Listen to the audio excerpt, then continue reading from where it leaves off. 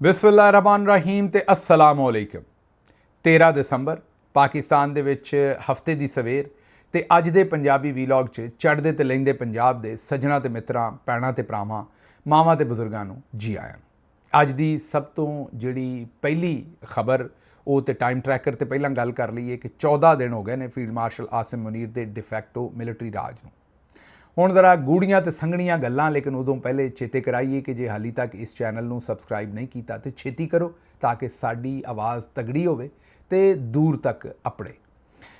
ਪਹਿਲੀ ਖਬਰ ਜੀ, ਕਾਇਦੇ ਇਨਕਲਾਬ ਮੁਤਹਰਕ ਹੋ ਗਏ ਨੇ ਨਵਾਜ਼ ਸ਼ਰੀਫ ਸਾਹਿਬ। ਤੇ ਮੁਤਹਰਕ ਜਦੋਂ ਤੁਹਾਨੂੰ ਪਤਾ ਹੁੰਦੇ ਨੇ ਤੇ ਅੰਨ ਦਾ ਉਜਾੜਾ ਬੜਾ ਕਰਦੇ ਨੇ।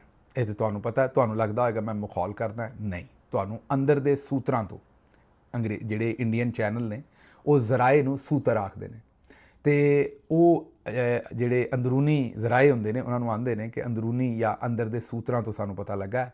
ਤੇ ਸਾਡੇ ਜਿਹੜੇ ਸੂਤਰ ਨੇ ਉਹ ਇਹ ਦੱਸਣ ਡਏ ਨੇ ਸਾਨੂੰ ਕਿ ਕੱਲ ਉੱਥੇ ਖਾਬੇ ਸ਼ਾਬੇ ਚੱਲੇ ਨੇ ਤੁਹਾਡੇ ਰੁਪਈਆਂ ਦੇ ਉੱਤੇ, ਮੀਨ ਆਵਾਮ ਦੇ ਰੁਪਈਆਂ ਦੇ ਉੱਤੇ। ਹਕੂਮਤ ਪੰਜਾਬ ਦੇ ਬਜਟ ਦੇ ਵਿੱਚੋਂ ਕੱਲ ਉੱਥੇ ਖਾਬੇ ਸ਼ਾਬੇ ਇੰਤਜ਼ਾਮ ਹੋਇਆ CM ਸੈਕਟਰੀਏਟ 8 ਕਲੱਬ ਦੇ ਵਿੱਚ।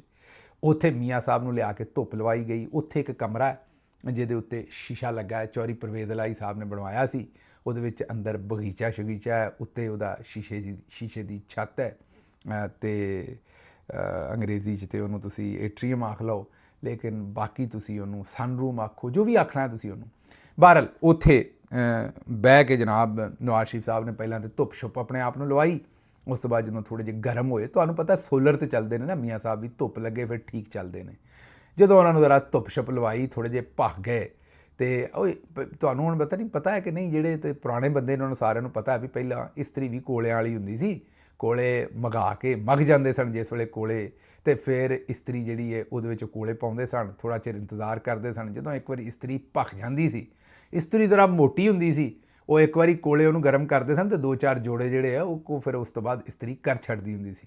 ਅਤੇ ਜਿਸ ਵੇਲੇ ਇਸਤਰੀ ਇੱਕ ਵਾਰੀ ਮਗੇ ਹੋਏ ਤੋਂ ਕੋਲੇ ਜਿਹੜੇ ਨੇ ਉਹ ਪਾ ਦਿੰਦੇ ਸਨ, ਇਸਤਰੀ ਭੱਖ ਜਾਂਦੀ ਸੀ ਅਤੇ ਉਹ ਆਪਣਾ ਕੰਮ ਕਰ ਦਿੰਦੀ ਸੀ।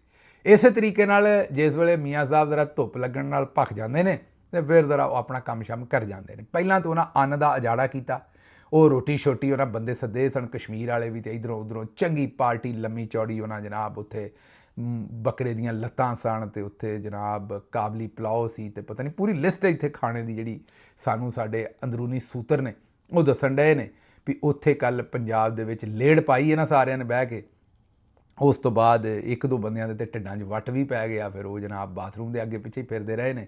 ਲੇਕਿਨ ਚਲੋ ਬਹਰਹਾਲ ਉਹ ਤਾਂ ਇਹਨਾਂ ਦਾ ਤੁਹਾਨੂੰ ਪਤਾ ਹੈ ਕਿ ਖਸੂਸੀ ਕੰਮ ਹੈ ਨੂਨ ਵਾਲਿਆਂ ਦਾ ਵੀ, ਜਾਂ ਬਾਥਰੂਮ ਅਤੇ ਜਾਂ ਪਲੇਟ, ਦੋਵਾਂ ਥਾਵਾਂ 'ਤੇ ਹੀ ਰਹਿਣਾ ਚਾਹੁੰਦੇ ਨੇ, ਜਾਂ ਖਾਂਦੇ ਰਹਿਣਾ ਚਾਹੁੰਦੇ ਨੇ, ਅਤੇ ਜਾਂ ਉਸ ਤੋਂ ਬਾਅਦ ਉਹਦਾ ਕੋਈ ਬੰਦੋਬਸਤ ਕਰਨਾ, ਜਿਹੜਾ ਖਾ ਲਿਆ ਉਹਦਾ ਵੀ ਤਾਂ ਕੁਝ ਕਰਨਾ ਹੈ ਨਾ ਇਹਨਾਂ ਨੇ। ਖੈਰ ਜੀ, ਹੁਣ ਮਕਸਦ ਇਹ ਕਿ ਮੀਆਂ ਸਾਹਿਬ ਜਿਹੜੇ ਨੇ ਉਹਨਾਂ ਨੇ ਕੱਲ੍ਹ ਫੈਜ਼ ਹਮੀਦ ਦੀ ਸਜ਼ਾ ਦੇ ਉੱਤੇ ਕੋਈ ਗੱਲਬਾਤ ਨਹੀਂ ਕੀਤੀ, ਉੱਥੇ ਸਾਡੇ ਸੂਤਰ ਦੱਸਦੇ ਨੇ। ਲੇਕਿਨ ਉਹਨਾਂ ਨੇ ਆਖਿਆ ਵੀ ਹੁਣ ਆਜ਼ਾਦ ਕਸ਼ਮੀਰ ਦੇ ਵਿੱਚ ਕਿਸ ਤਰ੍ਹਾਂ ਜ਼ਰਾ ਕੋਈ ਗੱਲਬਾਤ ਕਰੀਏ, ਪਾਰਟੀ ਦਾ ਬੇੜਾ ਗਰਕ ਹੋ ਗਿਆ, ਇਲੈਕਸ਼ਨ ਆ ਰਹੇ ਨੇ, ਉਦੋਂ ਪਹਿਲਾਂ ਉੱਥੇ ਮੈਂ ਜਾਣਾ ਚਾਹੁੰਦਾ। ਮੀਆਂ ਸਾਹਿਬ ਨੂੰ ਜ਼ਰਾ ਥੋੜ੍ਹਾ ਜਿਹਾ ਐਕਟਿਵ ਕਰਨਾ ਚਾਹੁੰਦੇ ਨੇ, ਧੁੱਪ ਛੁੱਪ ਲਵਾਉਣਾ ਚਾਹੁੰਦੇ ਨੇ। ਦੇਖਦੇ ਹੁਣ ਕੀ ਬਣਦਾ, ਹੁੰਦਾ ਇਹੋ ਜਿਹਾ ਕੰਮ ਜਾਂ ਨਹੀਂ ਹੁੰਦਾ। ਬਹਰਹਾਲ 2 ਰੋਜ਼ਾ ਦੌਰੇ ਦਾ ਮੀਆਂ ਸਾਹਿਬ ਨੇ ਐਲਾਨ ਕਰ ਦਿੱਤਾ। ਆਮ ਇੰਤਖਾਬਾਤ ਤੋਂ ਪਹਿਲਾਂ ਸਿਆਸੀ ਜੋੜ ਤੋੜ ਵਾਸਤੇ ਮੀਆਂ ਸਾਹਿਬ ਉੱਥੇ ਜਾਣਗੇ। ਅੱਲਾ ਹੀ ਖੈਰ ਕਰੇ ਜਿਹੜੀਆਂ ਬੱਕਰੀਆਂ ਬੱਕਰੇ ਨੇ ਆਜ਼ਾਦ ਕਸ਼ਮੀਰ ਦੇ ਉਹਨਾਂ ਦੀ, ਕਿਉਂਕਿ ਮੀਆਂ ਸਾਹਿਬ ਨੇ ਜਾਣਾ ਹੈ ਅਤੇ ਨਾਲ ਲਾਓ ਲਸ਼ਕਰ ਨੇ ਵੀ ਜਾਣਾ ਹੈ। ਮੀਆਂ ਸਾਹਿਬ ਆਪ ਵੀ, ਮੀਆਂ ਸਾਹਿਬ ਤੇ ਤੁਰੇ ਜਾਂਦੇ ਆ, ਜਿਸ ਵੇਲੇ ਬੱਕਰਾ ਕੋਈ ਅਗਰ ਨਜ਼ਰ ਆ ਜਾਏ ਤਾਂ ਉਹ ਉਦੋਂ ਹੀ ਮਾਰਕ ਕਰ ਲੈਂਦੇ ਨੇ ਵੀ ਸੱਜੀ ਲੱਤ ਖਾਣੀ ਹੈ ਕਿ ਖੱਬੀ ਖਾਣੀ ਹੈ ਖਲੋਤੇ ਬੱਕਰੇ ਦੀ। ਅਤੇ ਹੁਣ ਰੱਬ ਹੀ ਖੈਰ ਕਰੇ ਉੱਥੋਂ ਦੇ ਬੱਕਰੇ ਅਤੇ ਬੱਕਰੀਆਂ ਦੀ। ਜਿਵੇਂ ਚੰਗੇਜ਼ ਖਾਨ ਹਰ ਸ਼ੈ ਦੀ ਤਬਾਹੀ ਫੇਰ ਦਿੰਦਾ ਸੀ, ਮੀਆਂ ਸਾਹਿਬ ਵੀ ਜਿੱਥੇ ਜਾਂਦੇ ਨੇ ਬੱਕਰੇ ਬੱਕਰੀਆਂ ਲਈ, ਅਤੇ ਮੀਆਂ ਸਾਹਿਬ ਵੀ ਚੰਗੇਜ਼ ਖਾਨ ਹੀ ਨੇ, ਅਤੇ ਰੱਬ ਹੀ ਉਹਨਾਂ ਦੀ ਹਿਫਾਜ਼ਤ ਕਰੇ, ਅਸੀਂ ਇਹੀ ਕਹਿ ਸਕਦੇ ਹਾਂ। ਅੱਛਾ ਜੀ, ਆਜ਼ਾਦ ਕਸ਼ਮੀਰ ਅਤੇ ਗਿਲਗਿਤ ਬਲਤਿਸਤਾਨ ਨੂੰ ਵੀ NFC ਦੇ ਅਵਾਰਡ ਦੇ ਵਿੱਚੋਂ ਫੰਡ ਮਿਲਣੇ ਚਾਹੀਦੇ ਨੇ। ਬੱਲੇ ਹੋ ਸ਼ੇਰ ਬੱਗੇ ਹੋ, ਇਹ ਮੀਆਂ ਸਾਹਿਬ ਨੇ ਕੱਲ੍ਹ ਦਾ ਬਿਆਨ ਠੋਕਿਆ। ਅਤੇ ਇੱਥੇ ਸ਼ਾਇਰ ਆਸਿਮ ਮੁਨੀਰ ਸਾਹਿਬ ਦੀ ਖੁਆਇਸ਼ 'ਤੇ ਬਿਆਨ ਦੇ ਰਿਹਾ, ਆਪਣੇ ਵੱਲੋਂ ਨਹੀਂ ਦੇ ਰਿਹਾ ਸ਼ਾਇਰ ਇੱਥੇ ਬਿਆਨ। ਉਹਦੀ ਵਜ੍ਹਾ ਕੀ ਹੈ? ਉਹਦੀ ਵਜ੍ਹਾ ਹੈ ਕਿ ਆਸਿਮ ਮੁਨੀਰ ਸਾਹਿਬ ਚਾਹੁੰਦੇ ਨੇ ਨਵੇਂ ਸੂਬੇ ਬਣਨ, NFC ਜਿਹੜਾ ਉਹਦੀ ਜ਼ਰਾ ਥੋੜ੍ਹੀ ਜਿਹੀ ਡਿਵੀਜ਼ਨ ਫੇਰ ਕਰੀਏ, ਕਿਉਂਕਿ ਸਾਡੇ ਫੌਜੀ ਭਾਈ ਆਉਂਦੇ ਨੇ ਵੀ ਸਾਡੇ ਕੋਲ ਪੈਸੇ ਥੁੜ ਗਏ ਨੇ, ਸਾਨੂੰ ਪੈਸੇ ਹੋਰ ਦਿਓ, ਪੂਰੇ ਨਹੀਂ ਪੈਂਦੇ ਜਿਹੜੇ ਪੈਸੇ ਤੁਸੀਂ ਦਿੰਦੇ ਜੇ, ਅਤੇ ਹੋਰ ਕਿੱਥੋਂ ਦਿਓ? ਹੋਰ ਉਹਨਾਂ ਕਿਹਾ ਆਪਣੇ ਖੀਸੇ 'ਚੋਂ, ਆਪਣੇ ਬੋਝੇ 'ਚੋਂ, ਆਪਣੀ ਜੇਬ 'ਚੋਂ ਕੱਢ ਕੇ ਦਿਓ। ਉਹ ਜਿਹੜੇ ਸਿੰਧ ਵਾਲੇ ਲੈ ਜਾਂਦੇ ਨੇ, ਪੰਜਾਬ ਵਾਲੇ ਲੈ ਜਾਂਦੇ ਨੇ, NFC 'ਚ ਆਪਣਾ ਸ਼ੇਅਰ ਘੱਟ ਕਰੋ ਅਤੇ ਸਾਨੂੰ ਜ਼ਰਾ ਇੱਧਰ ਕੱਢੋ, ਸਾਰੇ ਰਕਮਾਂ ਕੱਢੋ ਇਸ ਪਾਸੇ। ਮੀਆਂ ਸਾਹਿਬ ਹੁਣ ਆਸਿਫ ਮੁਨੀਰ ਸਾਹਿਬ ਦਾ ਹੀ ਏਜੰਡਾ ਗਾਂਹ ਕਰ ਰਹੇ ਨੇ ਕਿ NFC ਨੂੰ ਜ਼ਰਾ ਬਦਲੋ ਇੱਕ ਵਾਰੀ, ਫਿਰ ਉਹਦੇ ਵਿੱਚ ਲਕੀਰ ਪਾਓ। ਅੱਛਾ ਜੀ, ਅਗਲੀ ਖਬਰ ਹੈ ਤਜਜ਼ੀਆ। ਖਬਰ ਤਾਂ ਨਹੀਂ ਕਿਸੇ ਦੋਸਤ ਕੀਤਾ ਹੈ, ਉਹ ਅਸੀਂ ਪੜ੍ਹ ਕੇ ਤੁਹਾਡੇ ਸਾਹਮਣੇ ਰੱਖਦੇ ਨੇ। ਤੁਹਾਨੂੰ ਯਾਦ ਹੈ ਪਰਵੇਜ਼ ਲੋਸਰ ਸਾਹਿਬ ਜਿਨ੍ਹਾਂ ਨੇ ਆਸਿਮ ਮੁਨੀਰ ਦੇ ਓਵਰਸੀਜ਼ ਕਨਵੈਨਸ਼ਨ ਦੇ ਵਿੱਚ ਆ ਕੇ ਐਲਾਨ ਕੀਤਾ ਸੀ ਕਿ 1000 ਅਰਬ ਡਾਲਰ ਯਾਨੀ $1 ਟ੍ਰਿਲੀਅਨ ਪਾਕਿਸਤਾਨ ਦੇ ਵਿੱਚ ਉਹਨਾਂ ਲੈ ਕੇ ਆਉਣਾ ਹੈ, ਅਤੇ ਉਹ ਫਿਰ ਨਾ ਲਿਆ ਸਕੇ। ਜ਼ਾਹਿਰ ਮਸਰੂਫ ਹੋ ਗਏ ਨੇ ਥੋੜ੍ਹੇ ਜਿਹੇ, ਅੱਜ ਕੱਲ੍ਹ ਬੈਲਜੀਅਮ 'ਚ ਮਸਰੂਫ ਨੇ ਅਤੇ ਉਹ ਨਹੀਂ ਲਿਆ ਸਕੇ। ਲੈ ਆਉਣਗੇ, ਘਬਰਾਇਆ ਨਾ ਕਰੋ ਤੁਸੀਂ। ਅੱਜ ਕੱਲ੍ਹ ਬੈਲਜੀਅਮ ਦੇ ਵਿੱਚ ਮੌਸਮ ਸਰਦ ਹੈ, ਸਰਮਾ ਮੌਸਮ ਜਿਹੜਾ ਹੁੰਦਾ ਉਹਦੇ ਵਿੱਚ ਪੂਰੀ ਦੁਨੀਆ 'ਚ ਲੋਕ ਕਾਰਾਂ ਸ਼ਾਰਾਂ ਘੱਟ ਧਵਾਉਂਦੇ ਨੇ, ਅਤੇ ਸਰਦ ਮੌਸਮ ਹੈ ਅੱਜ ਕੱਲ੍ਹ ਉੱਥੇ, ਅਤੇ ਉਹ ਕਾਰ ਵਾਸ਼ ਦਾ ਕੰਮ ਵੀ ਬੰਦ ਹੈ। ਇਹ ਵੀ ਇੱਕ ਵਜ੍ਹਾ ਜ਼ਾਹਿਰ ਹੈ। ਉੱਥੋਂ ਕੋਈ ਮੇਰਾ ਮਤਲਬ ਕੋਈ ਸੇਲ ਸ਼ੇਲ ਕਰਨਗੇ ਤਾਂ ਫਿਰ ਹੀ ਲਿਆਉਣਗੇ ਨਾ 1 ਅਰਬ। ਮੇਰਾ ਮਤਲਬ ਹੈ ਕਿ $1 ਟ੍ਰਿਲੀਅਨ ਜਿਹੜਾ ਹੈ ਜਾਂ 1000 ਅਰਬ ਡਾਲਰ, ਐਵੇਂ ਤਾਂ ਨਹੀਂ ਆ ਜਾਣਾ। ਅਤੇ ਅਗਲੇ 2 ਮਹੀਨੇ ਤੋਂ ਉੱਥੇ ਕਾਰ ਵਾਸ਼ ਆਉਂਦੇ ਨੇ ਬੰਦ ਹੈ, ਖੁੱਲ੍ਹਣ ਦੇ ਚਾਂਸਿਸ ਘੱਟ ਨੇ, ਇਸ ਲਈ ਉਹ ਵਿਹਲੇ ਨੇ। ਅਤੇ ਅਗਰ ਹੁਣ ਕੋਈ ਬੰਦਾ ਵਾਕਈ ਵਤਨ ਅਜ਼ੀਜ਼ ਦੀ ਖਿਦਮਤ ਕਰਨਾ ਚਾਹੁੰਦਾ ਹੈ ਤਾਂ ਉਹਨਾਂ ਨੂੰ ਨੌਕਰੀ ਸ਼ੌਕਰੀ 'ਤੇ ਰੱਖੇ ਕੋਈ ਬੰਦਾ। ਵੇਖੋ ਕਮਾਉਣਗੇ ਤਾਂ ਲੈ ਕੇ ਆਉਣਗੇ ਨਾ। ਇਸ ਲਈ ਕਿਸੇ ਦੋਸਤ ਨੇ ਤਜਜ਼ੀਆ ਦਿੱਤਾ ਹੈ ਵੀ ਕਿਉਂਕਿ ਲੋਸਰ ਸਾਹਿਬ ਦਾ ਉਹ ਬੰਦ ਹੋਏਗਾ, ਉਹਨਾਂ ਦਾ ਖਿਆਲ ਹੈ ਕਿ ਉਹ ਕਾਰਵਾਸ਼ ਸ਼ਾਇਦ ਬੰਦ ਹੋਵੇ, ਉਹ ਵਿਹਲੇ ਹੋਣ, ਇਸ ਲਈ ਉਹਨਾਂ ਦੀ ਕੋਈ ਨੌਕਰੀ ਸ਼ੌਕਰੀ ਦਾ ਅਗਰ ਕੋਈ ਬੰਦੋਬਸਤ ਕਰੇ ਤਾਂ ਪਾਕਿਸਤਾਨ ਲਈ ਮਾਮਲਾਤ ਬਿਹਤਰ ਹੋ ਸਕਦੇ ਨੇ। ਇਹ ਦੋਸਤ ਲਿਖਦੇ ਨੇ ਕਿ ਉਹ ਬਿਹਤਰੀਨ ਬਾਵਰਚੀ ਨੇ, ਸ਼ਲਜਮ ਗੋਸ਼ਤ ਅਤੇ ਦਾਲ ਮਾਸ਼ ਉਹਨਾਂ ਦੀ ਸਪੈਸ਼ਲਿਸਟ ਹੀ ਹੈ, ਸਪੈਸ਼ਲਿਸਟ ਨੇ ਉਹਦੇ ਵਿੱਚ ਉਹ, ਅਤੇ ਉਹਨਾਂ ਕੋਲੋਂ ਤੁਸੀਂ ਖਾਣਾ ਵੀ ਬਣਵਾ ਸਕਦੇ ਹੋ, ਉਹ ਡਿਲੀਵਰ ਵੀ ਕਰ ਦੇਣਗੇ। ਅਤੇ ਸ਼ਾਇਦ €11 ਉੱਥੇ ਜ਼ਿਆਦਾ ਚਾਰਜ ਹੁੰਦੇ ਨੇ ਅਗਰ ਡਿਲੀਵਰੀ ਕਰਵਾਉਣੀ ਹੈ ਅਤੇ ਅਗਰ ਤੁਸੀਂ ਇਹ ਕੰਮ ਨਾ ਕੀਤਾ ਤਾਂ ਫਿਰ ਜ਼ਾਹਿਰ ਹੈ 1000 ਅਰਬ ਤਾਂ ਨਹੀਂ ਆਏਗਾ। ਅਤੇ ਇਸ ਲਈ ਲੋਕਾਂ ਨੂੰ ਇਸ ਗੱਲ ਦੇ ਬਾਰੇ ਸੋਚਣਾ ਚਾਹੀਦਾ, ਉਹਨਾਂ ਕੋਲ ਫੂਡ ਸ਼ੂਡ ਡਿਲੀਵਰ ਕਰਵਾਉਣਾ ਚਾਹੀਦਾ। ਫਿਰ ਦੋਸਤ ਆਂਦਾ ਹੈ ਵੀ ਉਹਨਾਂ ਨੇ ਪਿਛਲੇ 3 ਸਾਲ ਦੇ ਟੈਕਸ ਰਿਟਰਨ ਦੇ ਵਿੱਚ €50 ਦਾ ਅਤੀਆ ਵੀ ਪਾਕਿਸਤਾਨ ਨੂੰ ਦਿੱਤਾ ਹੈ। ਕਿੰਨਾ ਜੀ? €50, €50 ਦਾ ਉਹਨਾਂ ਨੇ ਅਤੀਆ ਵੀ ਪਾਕਿਸਤਾਨ ਨੂੰ ਦਿੱਤਾ ਹੈ। ਪਾਕਿਸਤਾਨ 'ਚ ਕੋਈ ਕਿਸੇ ਤਨਜ਼ੀਮ ਨੂੰ €50 ਪਤਾ ਨਹੀਂ ਇੱਕੋ ਵਾਰੀ €50 ਦਾ ਦਿੱਤਾ ਜਾਂ 3 ਸਾਲਾਂ 'ਚ ਇਕੱਠਾ ਹੀ €50 ਦਿੱਤਾ, ਇਹ ਮੈਨੂੰ ਨਹੀਂ ਪਤਾ। ਲੇਕਿਨ ਆਂਦੇ ਨੇ €50 ਦਾ ਪਿਛਲੇ 3 ਸਾਲ ਦੀ ਟੈਕਸ ਰਿਟਰਨ ਦੇ ਵਿੱਚ ਦਿੱਤਾ। ਔਰ ਉਹਨਾਂ ਨੇ ਕਿਹਾ ਕਿ ਇਹ ਜਿਹੜਾ €50 ਹੈ ਇਹ ਬਾਕੀ ਅਸੀਂ ਚਾਹਾਂਗੇ ਵੀ ਇਹ ਸਾਰੇ ਸੂਬਿਆਂ ਦੇ ਵਿੱਚ ਬਰਾਬਰ ਦਾ ਤਕਸੀਮ ਕਰ ਦਿੱਤਾ ਜਾਏ ਤਾਂ ਕਿ ਕਿਸੇ ਦੇ ਨਾਲ ਧੱਕਾ ਨਾ ਹੋਵੇ। ਇਹ ਵੀ ਉਹ ਦੋਸਤ ਜਿਹੜਾ ਉਹਨਾਂ ਨੇ ਖਵਾਹਿਸ਼ ਦਾ ਇਜ਼ਹਾਰ ਕੀਤਾ। ਯਹੀ ਚਿਰਾਗ ਜलेंगे तो दूर होंगे अंधेरे, यही गुल खिलेंगे तो आएगी गुलशन में बहार। परवेज़ लोसर। ਅੱਛਾ ਜੀ, ਅਗਲੀ ਖਬਰ ਲਾਹੌਰ ਤੋਂ ਹੈ ਜਿੱਥੇ ਸਮੋਗ ਨੇ ਲੋਕਾਂ ਦੇ ਵੱਟ ਕੱਢ ਕੇ ਰੱਖ ਦਿੱਤੇ ਨੇ। ਪਰ ਸਮੋਗ ਗੰਨਾਂ ਉਹ ਜਿਹੜੀਆਂ ਖਰੀਦ ਕੇ ਲਿਆਈ ਸੀ ਬਾਜੀ ਵੱਡੀਆਂ ਉਹ ਜਿਹੜੀਆਂ ਛੱਡਦੀਆਂ ਸਨ ਫਰਾਟੇ, ਅਤੇ ਉਹ ਅਸਲ ਦੇ ਵਿੱਚ ਤਾਂ ਉਹ ਜਿਹੇ ਅਸੀਂ ਪੱਖੇ ਵੇਖੀਦੇ ਨੇ ਜਿਹੜੇ ਮੁਲਕਾਂ ਦੇ ਵਿੱਚ ਹਿਊਮਿਡ ਹੁੰਦਾ ਹੈ ਅਤੇ ਗਰਮੀ ਹੁੰਦੀ ਹੈ, ਜਿਵੇਂ ਮਲੇਸ਼ੀਆ ਹੈ, ਕਰਾਚੀ ਹੈ, ਜਾਂ ਇਹੋ ਜਿਹੇ ਇਲਾਕੇ ਜਿੱਥੇ ਸਮੁੰਦਰ ਅਤੇ ਥੋੜ੍ਹਾ ਹਿਊਮਿਡ ਹੁੰਦਾ ਹੈ, ਉੱਥੇ ਫਰਾਟੇ ਲਾਉਂਦੇ ਨੇ। ਵੈਸੇ ਇੰਡੀਅਨ ਪੰਜਾਬ 'ਚ ਵੀ ਵੇਖੇ ਸਨ ਮੈਂ ਉਹ, ਲੇਕਿਨ ਇਹ ਕਿ ਫਰਾਟੇ ਲਾਉਂਦੇ ਨੇ ਉਹ ਜਿਹੜਾ ਪੱਖੇ ਦੇ ਅੱਗੇ। ਲਾਹੌਰ 'ਚ ਵੀ ਕਈ ਥਾਵਾਂ 'ਤੇ ਲੱਗੇ ਨੇ ਵੀ ਉਹ ਪਾਣੀ ਦੀ ਹਲਕੀ ਫੁਹਾਰ ਛੱਡਦੇ ਨੇ ਅਤੇ ਪਿੱਛੋਂ ਪੱਖਾ ਚੱਲਦਾ ਹੈ ਤਾਂ ਪਾਣੀ ਤੁਹਾਡੇ 'ਤੇ ਨਿੰਮਾ ਆ ਕੇ ਡਿੱਗਦਾ ਹੈ ਅਤੇ ਥੋੜ੍ਹੀ ਜਿਹੀ ਠੰਡ ਪੈਂਦੀ ਹੈ। ਅਤੇ ਉਹੋ ਜਿਹੇ ਫਰਾਟੇ ਹੀ ਸਨ ਪਰ ਵੱਡੇ ਸਨ। ਉਹ ਹੁਣ ਜਿਹੜੀਆਂ ਸਮੋਕ ਗੰਨਾਂ ਸਨ ਉਹ ਗਾਇਬ ਹੋ ਗਈਆਂ ਨੇ। ਲਾਹੌਰੀਆਂ ਦਾ ਸਾਹ ਬੰਦ ਹੋ ਗਿਆ ਹੈ। ਜਿਹੜਾ ਇੰਡੈਕਸ ਹੈ ਉੱਥੇ ਸਮੋਕ ਦਾ, ਉਹ ਦੁਨੀਆ 'ਚ ਆਲੂਦਾ ਤਰੀਨ ਸ਼ਹਿਰ 'ਤੇ ਨੰਬਰ 1 'ਤੇ ਇਸ ਵੇਲੇ ਨੰਬਰ 1 ਹੋਇਆ ਖਲੋਤਾ ਲਾਹੌਰ। ਪਰ ਸਮੋਕ ਗੰਨਾਂ ਸਾਰੀਆਂ ਗਾਇਬ ਨੇ। ਰੱਬ ਹੀ ਖੈਰ ਕਰੇ, ਉਹਨਾਂ ਨੂੰ ਕਿਤੇ ਸ਼ਰੀਫਾਂ ਨੇ ਕਿਸੇ ਆਪਣੇ ਕੰਮੀ ਨਾ ਲਾਇਆ ਹੋਵੇ, ਕਿਉਂਕਿ ਸਰਕਾਰੀ ਜਿਹੜੇ ਮਾਮਲਾਤ ਨੇ ਇਹਨਾਂ ਨੂੰ ਆਪਣੇ ਕੰਮੀ ਵੀ ਬੜਾ ਲਾਉਂਦੇ ਨੇ। ਹੁਣ ਇਹ ਪਤਾ ਨਹੀਂ ਕਿਹੜੇ ਕੰਮੀ ਇਹਨਾਂ ਨੇ ਲਾਤਾ ਉਹਨਾਂ ਗੰਨਾਂ ਨੂੰ। ਉਹਨਾਂ ਦੇ ਵਿੱਚ ਹੁਣ ਤੁਸੀਂ ਮੈਨੂੰ ਕਮੈਂਟਸ ਦੱਸਣਾ ਵੀ ਇਹ ਗੰਨਾਂ ਨੂੰ ਕਿੱਥੇ ਇਸਤੇਮਾਲ ਕਰ ਸਕਦੇ ਨੇ, ਕਿਹੜਾ ਐਸਾ ਕੰਮ ਹੈ ਜਿਹੜਾ ਇਹ ਕਰ ਸਕਦੇ ਨੇ। ਮੇਰਾ ਮਤਲਬ ਹੋ ਸਕਦਾ ਇਹਨਾਂ ਨੇ ਆਪਣੇ ਕੋਲ ਪੌਦਿਆਂ ਨੂੰ ਪਾਣੀ ਪੂਣੀ ਦੇਣ ਵਾਸਤੇ ਉਹ ਮੇਰਾ ਮਤਲਬ ਜਿਸ ਤਰ੍ਹਾਂ ਪਾਈਪ ਨਾਲ ਛਿੜਕਾਓ ਕਰੀਦਾ, ਇਸ ਤਰ੍ਹਾਂ ਉਹਨਾਂ ਗੰਨਾਂ ਨਾਲ ਛਿੜਕਾਓ ਕਰਦੇ। ਮੇਰੇ ਇਲਮ 'ਚ ਨਹੀਂ ਵੀ ਇਹ ਕੀ ਕਰਨ ਡਏ ਹੋਣਗੇ ਉਹਨਾਂ ਗੰਨਾਂ ਨਾਲ, ਕੁਛ ਨਾ ਕੁਛ ਕਿਤੇ ਨਾ ਕਿਤੇ ਕੰਮ 'ਤੇ ਲਾਇਆ ਹੋਣਾ। ਅੱਛਾ ਜੀ, ਗ੍ਰੀਨ ਬੱਸ ਦੇ ਕੰਡਕਟਰ ਹੈਦਰ ਅਲੀ ਦੇ ਉੱਤੇ ਪਰਚਾ ਕਰ ਛੜਿਆ ਜੀ। ਰਾਵਲਪਿੰਡੀ ਦੇ ਵਿੱਚ ਮੁਸਾਫਰਾਂ ਕੋਲੋਂ ਕਿਰਾਇਆ ਵਸੂਲ ਕਰ ਰਿਹਾ ਸੀ, ਲੇਕਿਨ ਉਹਦੀ ਰਸੀਦ ਨਹੀਂ ਸੀ ਦੇ ਰਿਹਾ। ਨਾ ਬਈ ਹੈਦਰ ਅਲੀ ਇੰਜ ਨਾ ਕਰ, ਅਗਰ ਮੇਰਾ ਵੀਰ ਕਰਨਾ ਹੈ ਤਾਂ ਜ਼ਰਦਾਰੀ ਸਾਹਿਬ ਤਰ੍ਹਾਂ ਸਿੱਧਾ ਹੀ ਅਰਬਾਂ ਰੁਪਈਏ ਦਾ ਕੰਮ ਪਾ ਜਾਂ ਮਨੀ ਲਾਂਡਰਿੰਗ ਕਰ। ਸ਼ਹਿਬਾਜ਼ ਸ਼ਰੀਫ ਸਾਹਿਬ 'ਤੇ ਜਿਵੇਂ ਇਲਜ਼ਾਮਾਤ ਸਨ ਉਸ ਤਰੀਕੇ ਨਾਲ ਕਰਕੇ ਅਤੇ ਸਾਰੇ ਕੰਮ ਸ਼ਾਮ ਜ਼ਰਾ ਪਾ, ਵੱਡੇ ਜਾਂ ਬਾਜੀ ਤਰ੍ਹਾਂ ਜਾਂ ਦੂਸਰੇ ਵੱਡੇ ਕੰਮ ਕਰ ਪੁੱਤਰ। ਹੈਦਰ ਅਲੀ ਇੰਜ ਦੇ ਕੰਮ ਨਾ ਕਰ ਵੀ ਕਿਰਾਇਆ ਫੜਨ ਡਿਆ ਅਤੇ ਰਸੀਦਾਂ ਵੀ ਨਹੀਂ ਦੇਣ ਡਿਆ ਲੋਕਾਂ ਕੋਲੋਂ, ਫਿਰ ਤੈਨੂੰ ਲਿੱਤਰ ਪੌਲਾ ਤਾਂ ਲੋਕਾਂ ਨੇ ਕਰਨਾ ਹੀ ਹੈ। ਅਤੇ ਮੇਰਾ ਮਤਲਬ ਹੈ ਕਿ ਪੁਲਿਸ ਨੇ ਪਰਚਾ ਦੇ ਦਿੱਤਾ। 1965 ਦੇ ਆਰਡੀਨੈਂਸ ਦੇ ਤਹਿਤ, ਮੋਟਰ ਵਹੀਕਲ ਆਰਡੀਨੈਂਸ ਦੇ ਤਹਿਤ ਇਹ ਮੁਕੱਦਮਾ ਦਰਜ ਕੀਤਾ ਇਹਦੇ ਉੱਤੇ। ਤੇ ਹੈਦਰ ਅਲੀ ਵੈਸੇ ਕੰਮ ਤੇ ਤੂੰ ਭੈੜਾ ਹੀ ਕੀਤਾ, ਰਸੀਦ ਤੇ ਤੈਨੂੰ ਦੇਣੀ ਚਾਹੀਦੀ, ਇਹਦੇ 'ਚ ਕੋਈ ਸ਼ੱਕ ਨਹੀਂ। ਲੇਕਿਨ ਦੂਜੇ ਪਾਸੇ ਮੁਲਕ ਦਾ ਇਨਸਾਫ ਵੇਖੋ ਵੀ ਉਹ ਜੱਜ ਸਾਹਿਬ ਦੇ ਪੁੱਤਰ ਨੇ 2 ਬੱਚੀਆਂ ਥੱਲੇ ਦੇ ਕੇ ਮਾਰ ਛੱਡੀਆਂ, ਹੁਣ 4 ਦਿਨਾਂ 'ਚ ਛੱਡ ਦਿੱਤਾ। ਹੈਦਰ ਅਲੀ ਹੁਣ ਪਤਾ ਨਹੀਂ ਕਿੰਨਾ ਲੰਮਾ ਭੁਗਤੇਗਾ ਵੀ ਰਸੀਦ ਲੋਕਾਂ ਨੇ ਨਹੀਂ ਦਿੱਤੀ ਸੀ ਕਿਰਾਏ ਦੀ। ਅੱਛਾ ਜੀ, ਲਾਹੌਰ ਦੇ ਵਿੱਚ ਇੱਕ ਤਾਜਰ ਸ਼ੇਖ ਵਸੀਮ ਅਖਤਰ ਨਾਮੀ ਤਾਜਰ ਦੇ ਕੋਲ ਲੋਕਾਂ ਨੇ ਆਪਣਾ ਸੋਨਾ ਰਖਵਾਇਆ ਤੇ ਸੋਨਾ ਸੀ ਕੋਈ 20 ਕਿਲੋ ਦੇ ਕਰੀਬ, ਔਰ ਉਹਦੀ ਮਾਲੀਅਤ ਜਿਹੜੀ ਹੈ ਉਹ ਮੇਰਾ ਖਿਆਲ 1 ਅਰਬ ਰੁਪਈਏ ਤੋਂ ਜ਼ਿਆਦਾ ਬਣਦੀ ਹੈ। ਉਹ ਰਖਵਾਇਆ ਤੇ ਸ਼ੇਖ ਵਸੀਮ ਸਾਹਿਬ ਨੇ ਆਪਣੀ ਦੁਕਾਨ ਦੇ ਵਿੱਚ ਨਾ ਉਹ ਜਿਸ ਤਰ੍ਹਾਂ ਵੱਡੀ ਸਾਰੀ ਸੇਫ ਹੁੰਦੀ ਹੈ ਨਾ ਤਿਜੋਰੀ, ਉਹ ਬਣਾਈ ਸੀ ਤੇ ਉਹਦੇ ਵਿੱਚ ਲਾਕਰ ਬਣਾਏ ਸਨ ਤੇ ਲੋਕਾਂ ਨੂੰ ਆਂਦੇ ਸਨ ਵੀ ਇੱਥੇ ਮਹਿਫੂਜ਼ ਹੈ, ਇੱਥੇ ਸੋਨਾ ਰੱਖ ਲਓ। ਉੱਥੇ ਗਾਰਡ ਸ਼ਾਰਡ ਵੀ ਰੱਖਿਆ ਸੀ ਸ਼ਾਇਦ ਜਾਂ ਨਹੀਂ, ਬਹਰਹਾਲ ਉਹ ਆਪਣੀ ਦੁਕਾਨ ਤੋਂ ਗਾਇਬ ਹੋ ਗਏ। ਸ਼ੇਖ ਸਾਹਿਬ ਅਚਾਨਕ ਆਉਣਾ ਬੰਦ ਕਰ ਗਏ ਦੁਕਾਨ ਤੇ। ਜਿਨ੍ਹਾਂ ਨੇ ਸੋਨਾ ਰਖਵਾਇਆ ਸੀ ਉਹਨਾਂ ਨੇ ਜਨਾਬ ਜਿਵੇਂ ਕੁੱਕੜ ਮੇਰਾ ਮਤਲਬ ਫੇਰੀਆਂ ਦਿੰਦਾ, ਉਹਨਾਂ ਨੇ ਫੇਰੀ ਦਿੱਤੀ ਵਿਚਾਰਿਆਂ ਨੇ ਉੱਥੇ। ਸ਼ੇਖ ਸਾਹਿਬ ਕੋਈ ਨਾ ਲੱਭੇ, ਫੋਨ ਬੰਦ, ਹਰ ਸ਼ੈ ਬੰਦ। ਨਾਲ ਸ਼ੇਖ ਸਾਹਿਬ ਨੇ ਕਮੇਟੀ ਵੀ ਪਾਈ ਸੀ 60 ਲੱਖ ਦੀ, ਉਹ ਕਮੇਟੀ ਵੀ ਇਕੱਠੀ ਕਰ ਗਏ ਸ਼ੇਖ ਸਾਹਿਬ ਇੰਜ ਕਰਕੇ। ਜਿਸ ਵੇਲੇ ਕਮੇਟੀ ਵੀ ਇਕੱਠੀ ਹੋ ਗਈ ਤੇ ਨਾਲ ਸੋਨਾ ਵੀ ਲੋਕਾਂ ਦਾ ਸੀ 1 ਅਰਬ ਤੋਂ ਬਹੁਤਾ। ਸ਼ੇਖ ਸਾਹਿਬ ਹੋ ਗਏ ਗਾਇਬ, ਫੋਨ ਸ਼ੂਨ ਬੰਦ। ਲੋਕਾਂ ਨੇ ਫਿਰ ਇਕੱਠੇ ਹੋਏ, ਤਾਜਰ ਸਾਰੇ ਇਕੱਠੇ ਹੋ ਕੇ ਉਹਨਾਂ ਦਾ ਜੰਦਰਾ ਮਤਲਬ ਤਾਲਾ ਭੰਨਿਆ, ਤਾਲਾ ਭੰਨ ਕੇ ਅੰਦਰ ਗਏ। ਜਿਸ ਵੇਲੇ ਉਹ ਵੇਖਿਆ ਤਾਂ ਤਿਜੋਰੀਆਂ ਖਾਲੀ ਸਹੀ। ਜਿਵੇਂ ਮੈਂ ਕੱਲ੍ਹ ਆਖਿਆ ਵੀ ਉਜੜੇ ਬਾਗਾਂ ਦੇ ਗਾਲੜ ਪਟਵਾਰੀ, ਉੱਥੇ ਹਰ ਸ਼ੈ ਖਾਲੀ ਸੀ, ਕਿਸੇ ਨੂੰ ਕੋਈ ਪਤਾ ਨਾ ਵੀ ਹੁਣ ਕੀ ਕਰਨਾ ਤੇ ਕੀ ਨਹੀਂ ਕਰਨਾ। ਤੇ ਹੁਣ ਹੋਬਲੂ ਪੀਓ। ਇਹ ਹੋਬਲੂ ਕੀ ਹੁੰਦਾ ਹੈ ਇਹ ਹੁਣ ਕਿਸੇ ਬੰਦੇ ਕੋਲ ਪੁੱਛਣਾ ਪੈਣਾ ਤੁਹਾਨੂੰ। ਸਿਆਲਾਂ ਦੇ ਵਿੱਚ ਤਾਂ ਹੋਬਲੂ ਦਾ ਸਵਾਦ ਵੀ ਹੋਰ ਹੀ ਆਉਂਦਾ ਜਦੋਂ ਮੱਝ ਮੇਰਾ ਮਤਲਬ ਹੈ ਕਿ ਕੱਟਾ ਜਾਂ ਕੱਟੀ ਦਿੰਦੀ ਹੈ ਤੇ ਪੰਜਾਬੀ ਚਾਹੁੰਦੇ ਨੇ ਵੀ ਸੂ ਪਈ। ਜਦੋਂ ਮੱਝ ਸੂੰਦੀ ਹੈ ਤੇ ਉਸ ਤੋਂ ਬਾਅਦ ਜਿਹੜਾ ਉਹ ਦੁੱਧ ਦਿੰਦੀ ਉਹਦਾ ਫਿਰ ਹੋਬਲੂ ਬਣਦਾ ਹੈ, ਪਹਿਲੇ 1 2 4 ਦਿਨ। ਤੇ ਬੌਲੀ ਵੀ ਆਖਦੇ ਨੇ, ਹੋਬਲੂ ਵੀ ਆਖਦੇ ਨੇ। ਤੇ ਇਸ ਵੇਲੇ ਹੋਬਲੂ ਪੀਓ ਤੇ ਹੋਬਲੂ ਜਿਹੜਾ ਉਹ ਟਕੋਰ ਸ਼ਕੋਰ ਕਰੇਗਾ। ਜਿਨ੍ਹਾਂ ਦਾ ਸੋਨਾ ਚਲਾ ਗਿਆ ਲੰਮਾ ਤੇ ਰੱਖਣ ਤੋਂ ਪਹਿਲਾਂ ਲਾਲਚੀ ਦੀ ਮੌਤ ਗੱਪੀ ਦੇ ਹੱਥੋਂ ਹੀ ਹੁੰਦੀ ਹੈ, ਅਸੀਂ ਪਹਿਲਾਂ ਵੀ ਦੱਸਿਆ।